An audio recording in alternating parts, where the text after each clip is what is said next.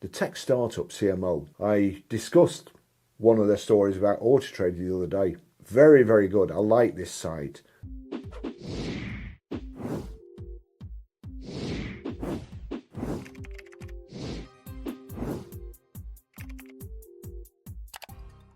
Now, also, they left a message on my video.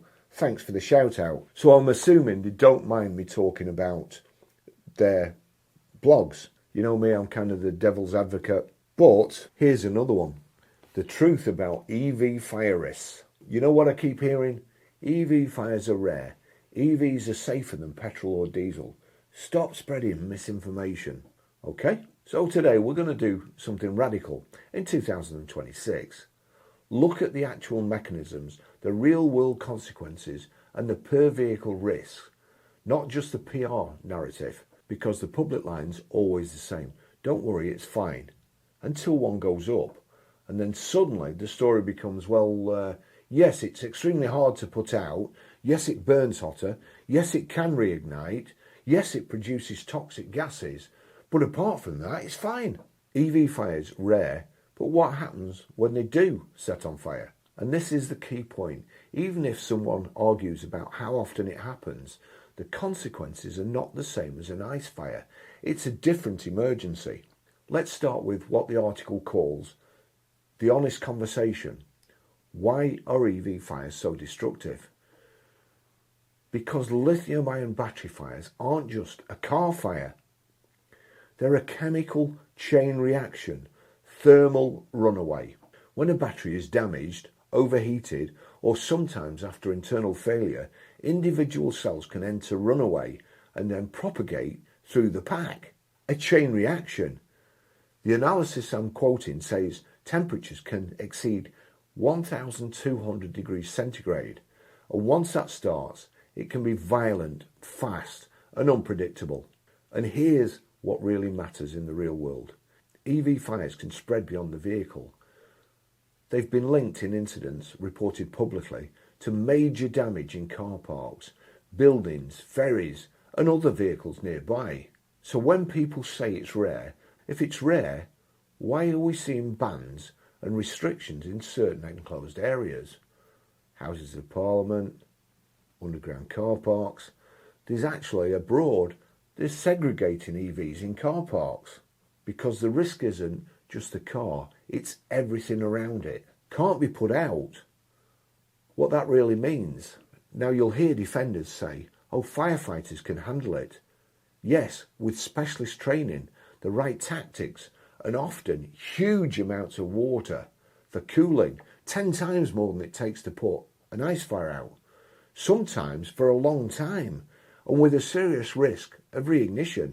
There's been cases where EVs have been put out and then they've set on fire again on the tow truck on the way to the scrapyard, or months later at the scrapyard. They can reignite. The car that Richard Hammond crashed, that he was injured in, burnt for 5 days. It kept reigniting. Water can cool the fire temporarily, but the damaged cells can keep reacting, and EV fires can reignite hours, days, and even months later after the first incident. And that changes the whole picture.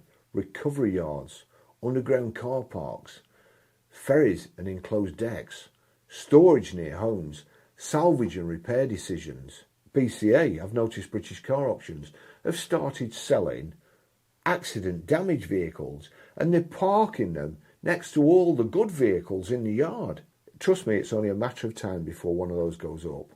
You know the saying, if things can go wrong, they do. They will go wrong there, and hopefully there won't be a loss of life, but there will be a serious loss of property, and it's a foreseeable consequence. If anybody does lose a life, then I'm pretty sure you can guarantee that there will be some heads rolling at BCA, and perhaps even some massive fines and some imprisonment. The danger doesn't necessarily end when the visible flames stop. This is where the conversation gets uncomfortable fast. The article states EV fires can release a toxic cocktail including hydrofluoric acid, carbon monoxide, hydrogen cyanide, That doesn't sound very pleasant. HFCOHCN. Now, I'm not here to be dramatic for clicks.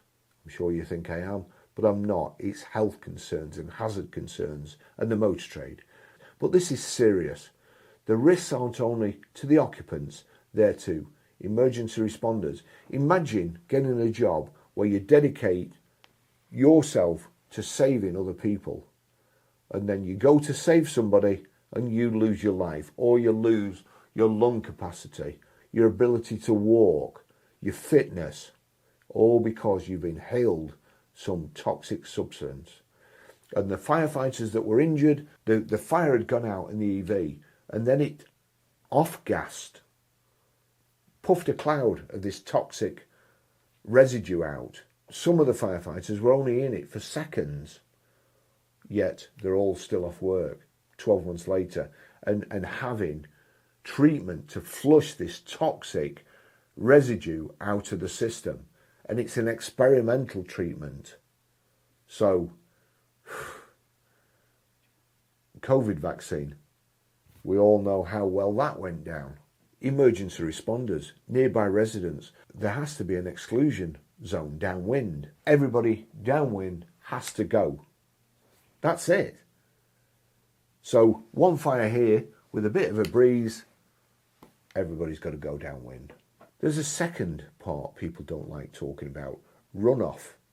When you're using large volumes of water to cool and control a battery fire, you can end up with contaminated runoff that has to be managed properly because it can carry harmful compounds into the drains, the waterways, and the clean water system if it's not contained. So when someone says EVs are clean energy transport, I'm like, clean?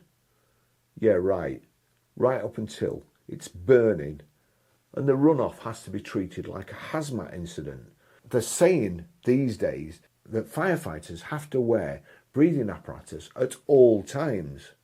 And then, not only do they have to wear it, but after the fire, they've got to step out of it without touching it, put it in a big sack, and then have it cleaned by a professional hazmat cleaning service. Then they've got to also make sure that they're clean. I mean, how do you do that? How do you take off all your equipment without touching it or getting dust on you, off it, taking your helmet off, taking your jacket off? You just can't. Ice fires versus EV fires, the warning signs. Now, I'm not pretending ice cars are magically safe. Ice vehicles catch fire too, but the analysis makes a point I think is worth repeating. Many ice fires have predictable warning signs like smell of fuel, oil leaks, overheating, smoke. There used to be on the Opel Monza and Senator, I think it was Bosch Jetronic systems, between the fuel rail and the injectors, there used to be a little length of rubber pipe with two Jubilee clips on each end. And after a while, these little lengths of rubber pipe, braided pipe, became porous. You'd be driving along, smell petrol, get out, lift the bonnet, and the injectors are squirting petrol all over the manifold, the red hot manifold. And you could see it going tss, and on the red hot manifold, fortunately, it would just kind of evaporate. So again, I'm not saying there aren't problems in ice cars. No real problems in diesels, perhaps an electric fire, but diesel, very, very difficult to set on fire. So you've got fuel smell, leaks, overheating, and smoke. That often gives the drivers time to pull over and get out. And ice fires are typically fought using standard methods that fire services have had decades of experience dealing with and putting out. Whereas the EV scenario, I was at a garage, I've written a blog about this, my car was parked next to another car and somebody set fire, they chucked a gallon of petrol into a BMW 635, it was his neighbour's vehicle, he'd fallen out with her that morning over parking, he came to the petrol station where she worked, threw petrol in it and then a match. the car that was on fire was next to my car. It was a Carlton. It was deadlocked, and I couldn't get in it from the passenger side. And the flames were, well, I couldn't get past the flames to get to it. It was also parked over the vents for the petrol station that I was at on fire. Flames shooting 20 foot into the air. Ken, the mechanic at the garage, tried to put it out with a fire extinguisher about that big. And he all but did it. But it was still on fire underneath, and the tyres had caught fire, and it reignited. The fire brigade came, pulled up the engine, about 4 of them, switched the hose on, and then in unison, stepping forward, till they got right up to the car and put it out. And then they just hosed it off for a bit. Car was out on a petrol station. Now you imagine that had been an EV over those petrol tanks, over where they filled the petrol tanks, next to where the petrol tanks vent. If there hadn't have been another exit, we couldn't get out of the workshop for the flames. There was an exit round the front. Imagine that was an EV. And you don't have to imagine it, because funnily enough today I saw the exact thing happen, or the exact thing had happened on Instagram. And a police vehicle, all credit to the guy in the police vehicle for using his head, because he drove into the back of it and pushed it away from the petrol pumps.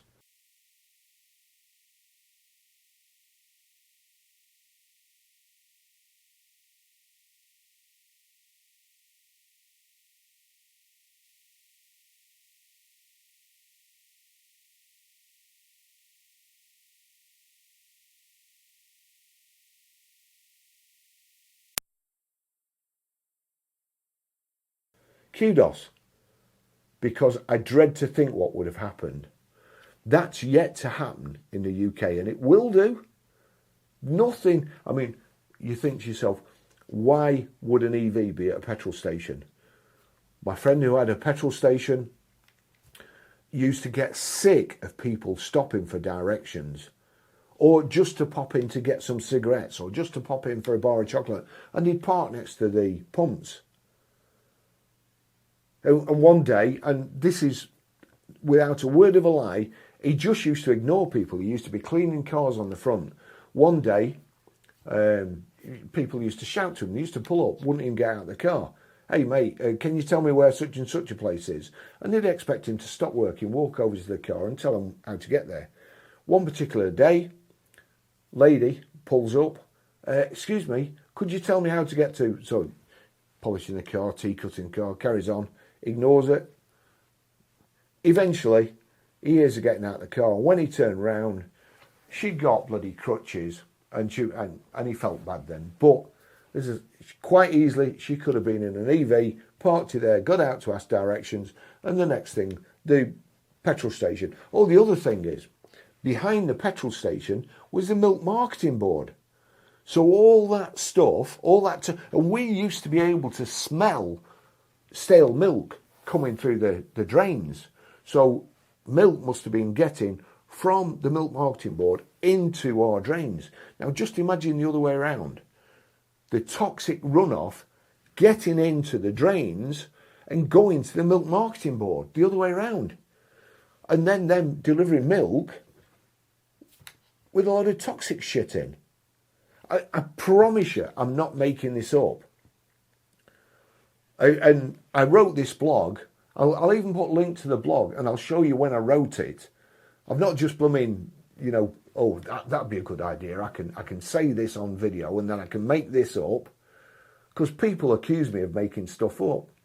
I never make stuff up. If you don't believe me, ask me where my proof is, and I'll show you. And then you can swallow your pride and apologise to me for doubting. EV scenario, sudden escalation, bang.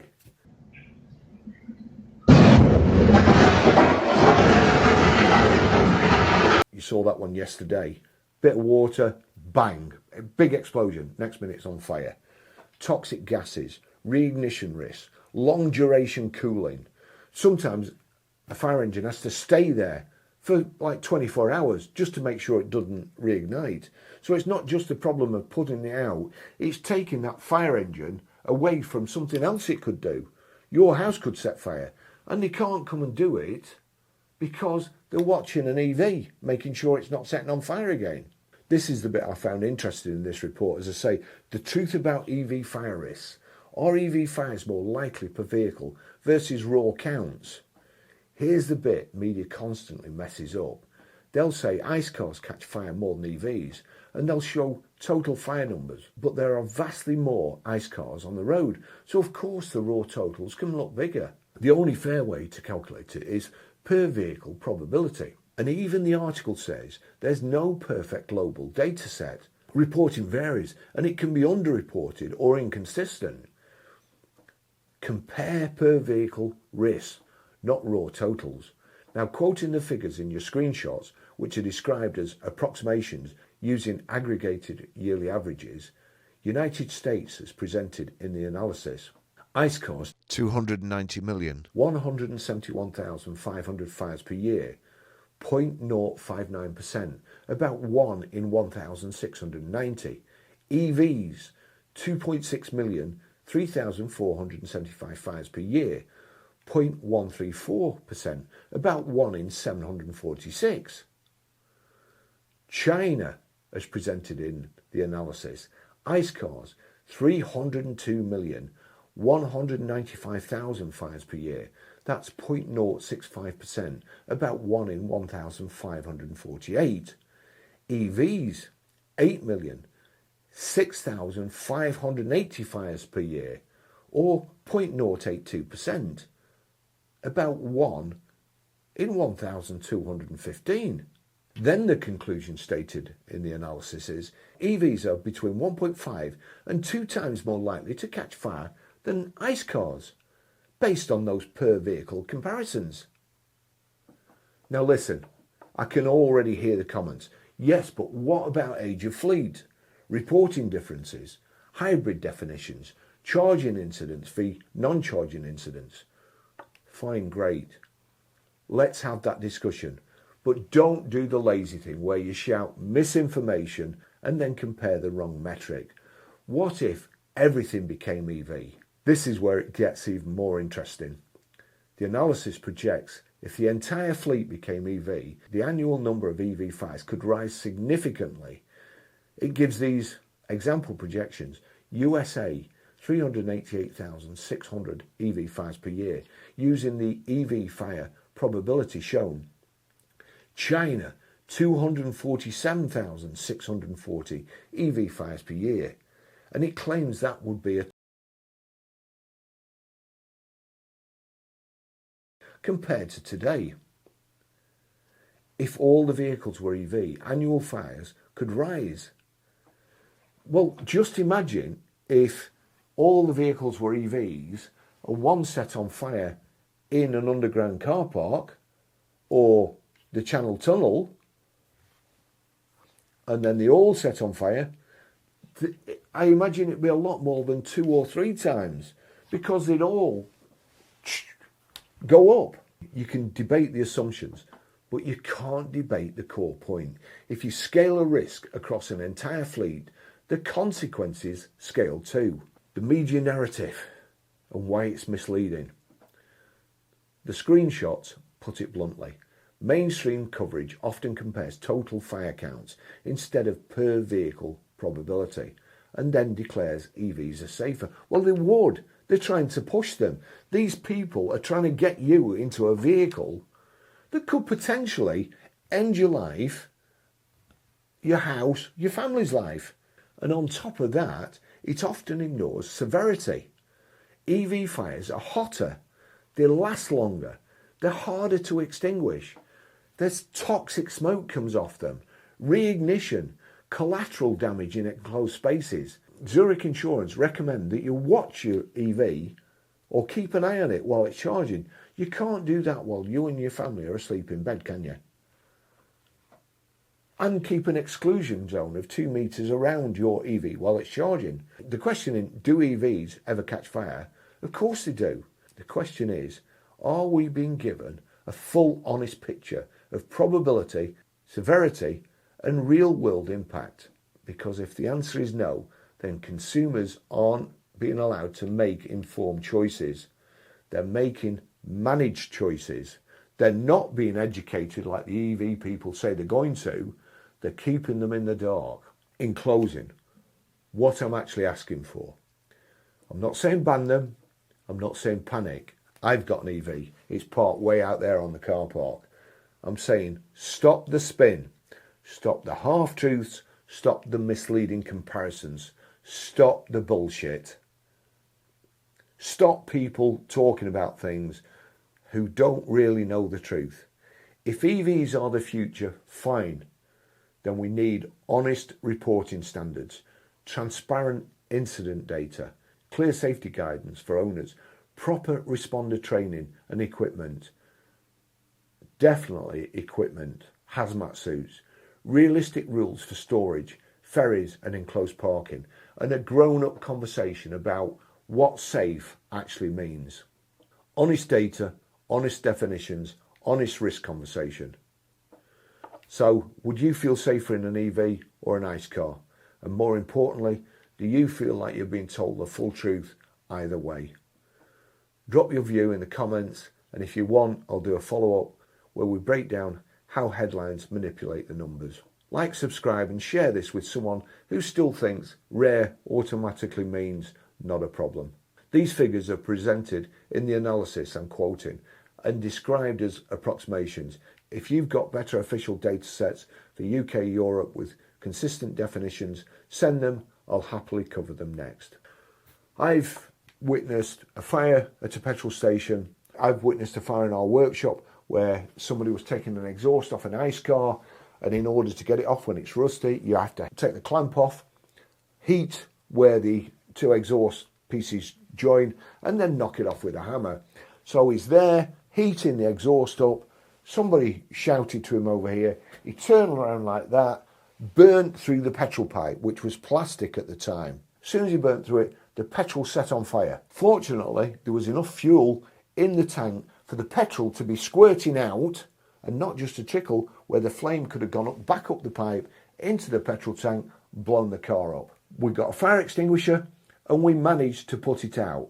And when I say we, I think I ran a mile, and the mechanic who'd cut through the pipe put it out with a fire extinguisher. And we lived to fight another day. When I was an apprentice, one of the lads wanted to do some welding on his car. He was a fabricator, good welder. His car was a Reliant Robin. He got it in the workshop at lunchtime, started welding. The fiberglass caught fire. We managed, again, when I say we, the brave people managed to push it out. By the time the fire brigade got there, there was nothing left of the vehicle. Yes, there are ice fires. But while you're trying to push it away, you can't push an EV away. You've got no chance. And it's blowing up and it's firing missiles out. I've used the analogy like Hercules is firing off chaff when somebody's got missile lock on them. Fire chaff off so the missiles go after it. That's what an EV looks like when the battery's in thermal runaway. Be careful. Thanks for watching. See you in the next video. Bye-bye.